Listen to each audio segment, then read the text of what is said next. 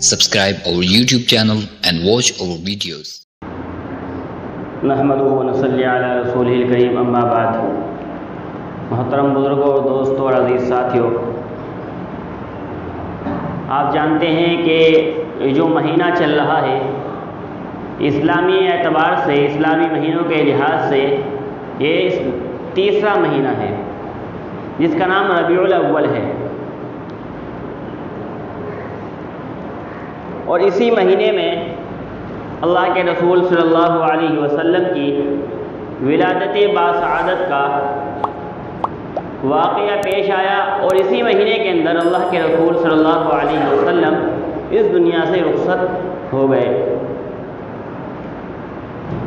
تو کچھ لوگ اس مہینے کے اندر بہت ساری بدعات اور خرافات کے اندر مبتلا رہتے ہیں.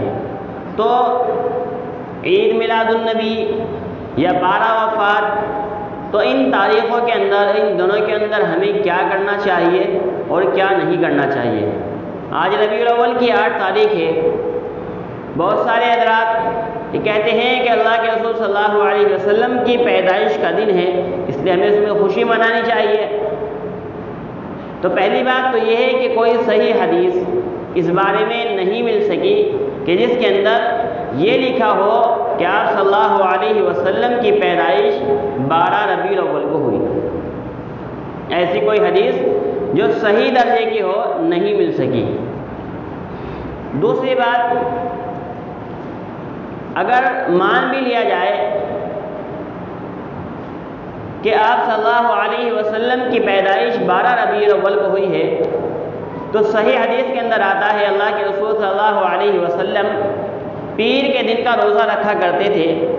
صحابہ نے دریافت فرمایا کہ آپ پیر کے دن کا روزہ کیوں رکھتے ہیں؟ تو اللہ کے رسول صلی اللہ علیہ وسلم نے ارشاد فرمایا کیونکہ یہ میری ولادت کا دن ہے، اس دن میں پیدا ہوا، اس لیے میں اس دن کا روزہ رکھتا ہوں. تو اب آپ آ جائیے کہ عید میلاد النبی میں عید جو لفظ ہے، عید کا مطلب ہوتا ہے خوشی، اور روزہ اور خوشی جو ہے، عید اور روزہ ایک ساتھ جمع نہیں ہو سکتے، کیونکہ جب ہم روزہ رکھیں گے تو عید نہیں ہو سکتی، اور جس دن عید ہوگی اس دن روزہ نہیں رکھا جا سکتا. تو یہ پوائنٹ ہے اس بات کا کہ جو لوگ اس دن میں خوشی مناتے ہیں، کھانے بناتے ہیں، ڈھول ڈی جے بجاتے ہیں اور دوسرے میوزک کے ساتھ، ڈھول ڈی جے کے ساتھ نعتیں وغیرہ گاتے ہیں یا جلوس نکالتے ہیں، یہ ساری چیزیں غلط ہیں. اس سے ثابت ہو گیا، کیونکہ روزے کے اندر جو ہے سیلیبریٹ اور خوشی منانا نہیں ہوتا.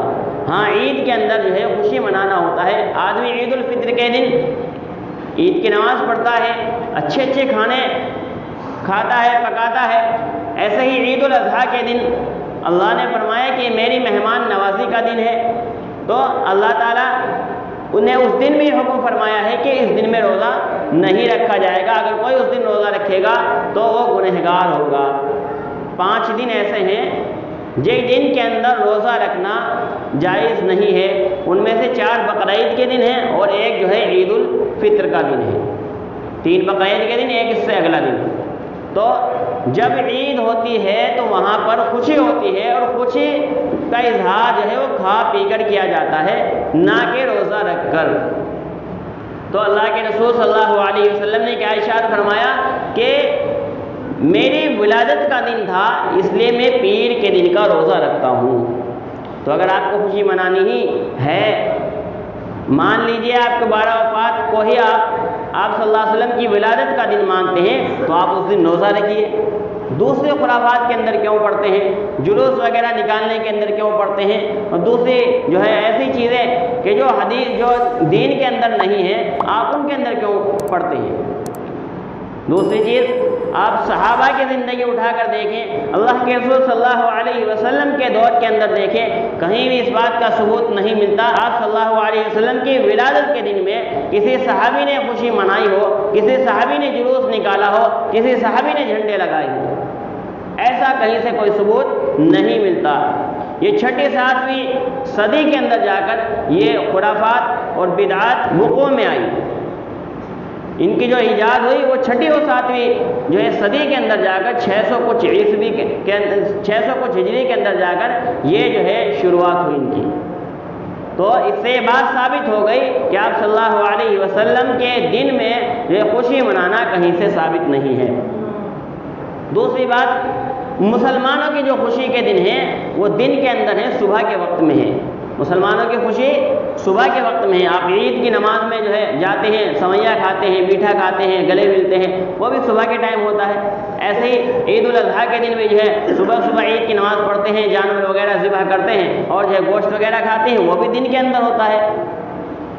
اور جو غیروں کی عیدیں ہوتی ہیں، جو غیروں کے تہوار ہوتے ہیں، کیونکہ ان کے اندر لائٹنگ وغیرہ ہوتی ہے اور وہ رات کے اندر ہوتے ہیں۔ مثلا عیسائیوں کی جو خوشی کا دن ہے کرسمس، وہ بھی رات کے اندر منایا جاتا ہے۔ دیوالی جو ہے غیر مسلموں کی جو خوشی کا دن ہے وہ بھی جو ہے رات کے اندر منایا جاتا ہے۔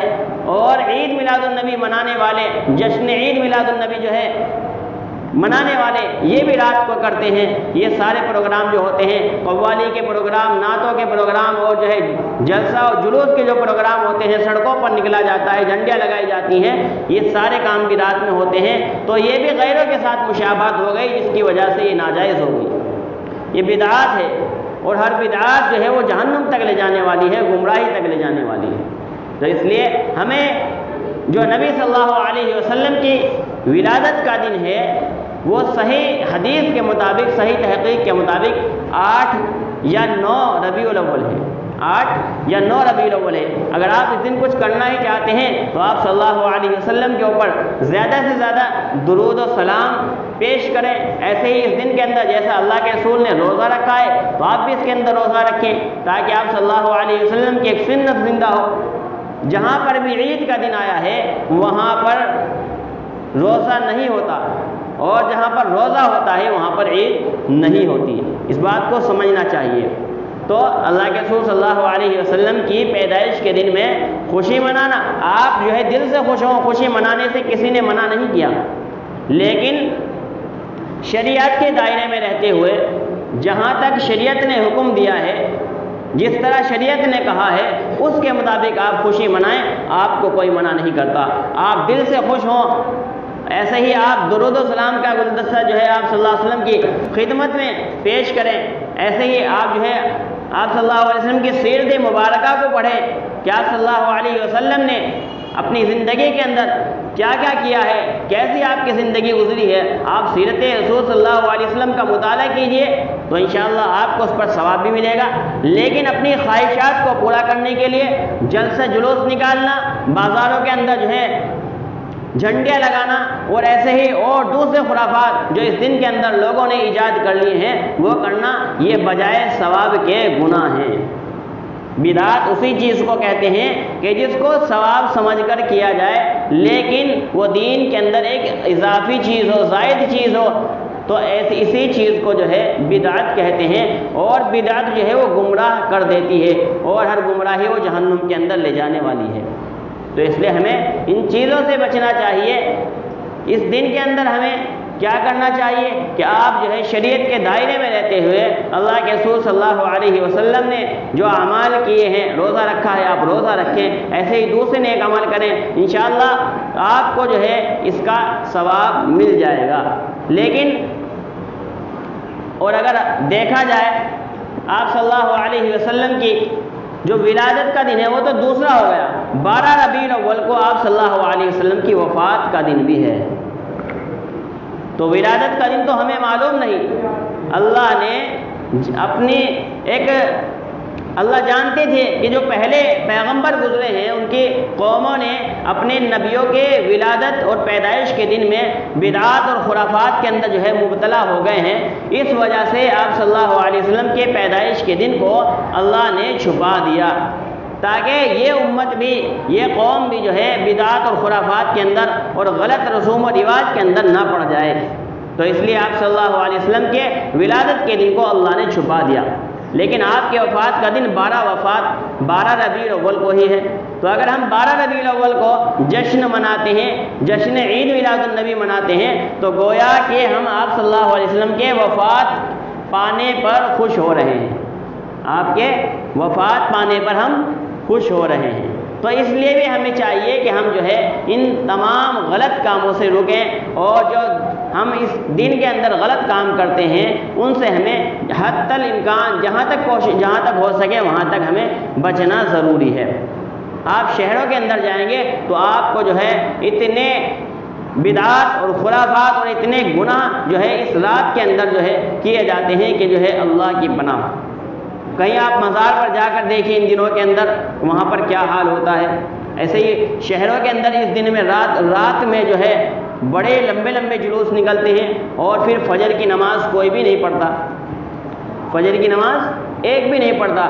بڑے بڑے جو ہے ان کے جو پیر اپنے آپ کو کہلاتے ہیں، اپنے آپ کو جو ہے بڑے بڑے القاب دے کر رکھتے ہیں، ان کا حال یہ ہوتا ہے کہ وہ 2 بجے تک 3 بجے تک تو وہ جلوس کے ساتھ رہتے ہیں، اور پھر بے سود ہو کر پڑ جاتے ہیں۔ ان کو فجر کی نماز کب ہوئی، فجر کا وقت کب نکل گیا، اس بات کا کوئی اندازہ ہی نہیں ہوتا۔ تو اس لیے ہمیں چاہیے کہ ہم اس دن شریعت کے دائرے میں رہ کر جو ہے خوشی منائیں، اور شریعت کے دائرے میں رہ کر وہ اعمال کریں جن کا شریعت نے حکم فرمایا ہے، اور ان کاموں سے بچیں جو شریعت کے اندر ناجائز حرام ہے۔ اللہ تبارک و تعالی مجھے بھی اور سبھی حضرات کو عمل کرنے کی توفیق عطا فرمائے، اور آپ صلی اللہ علیہ وسلم کی سنتوں پر ہمیں عمل کرنے کی توفیق عطا فرمائے، کیونکہ آپ صلی اللہ علیہ وسلم کی سنتوں پر عمل کرنا ہی سب سے بڑی آپ صلی اللہ علیہ وسلم کو تحفہ پیش کرنا ہے۔ تو اس لیے ہمیں چاہیے کہ آپ صلی اللہ علیہ وسلم کی جو سنتیں ہیں چھوٹی چھوٹی ان پر عمل کرنا چاہیے، تو پھر جو دوسری اور سنتیں ہیں ان پر عمل کرنا ہمارے لیے آسان ہو جائے گا۔ اللہ تعالیٰ مجھ کی توفیق